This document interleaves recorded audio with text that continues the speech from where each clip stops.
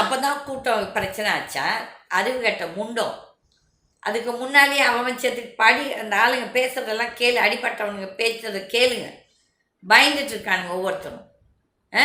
நீ என்ன வக்காலத்துக்கு வந்து கேட்டே, உனக்கும் பிள்ளை இருக்குடா வீட்டில், 2 குழந்தைங்க உனக்கும் இருக்குது இல்லை Annamalai? What nonsense are you talking, you pool?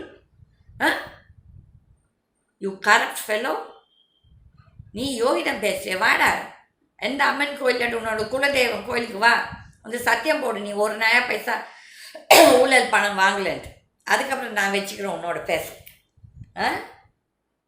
உன் காட்சிக்காரனே உன்னை காரி துப்புறான். இந்த கல்யாண சுந்தரன்னா டிஎம்கேவா இல்லை கல்யாண சுந்தரம் எனக்கு வேண்டிய ஆள கிடையாது.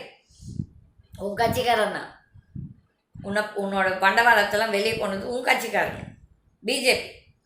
அதுக்கப்புறம் நீ பேசுகிற பெரிய டிரான்ஸ்லேஷன் அந்த அம்மாவுக்கு, அம்மையா ஊழல் உத்தமி. ஏங்கடா இந்த மாதிரி பொழப்பு பண்ணணும்? ஒரு 41 பணமோ இல்லை 50 பணத்தை வச்சுட்டு நீங்கள் அரசியல் பண்ணுறீங்க, வெக்கமா இல்லை? உங்கள் வீட்டில் எவனா செத்து இருந்தால் உங்களுக்கு அது உரைக்காதா? இந்த ஒரு சில லேடிஸ் வந்து பேசுகிறாங்க, I'm a fan of Vijay.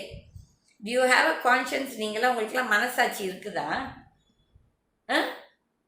செத்தது அங்கே பார்க்க வந்த அவங்க ஃபேன்ஸோ இல்லாட்டி அவங்களோட கட்சிக்காரங்களோ எல்லாம் தெரியாது. ஆனால் இந்த தமிழ்நாட்டில் ஒரு ஹாரபிள் கல்ச்சர் இருக்குது.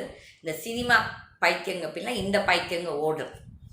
அதுக்கப்புறம் காலு கை உடச்சிக்குது, உயிர் போடுறது.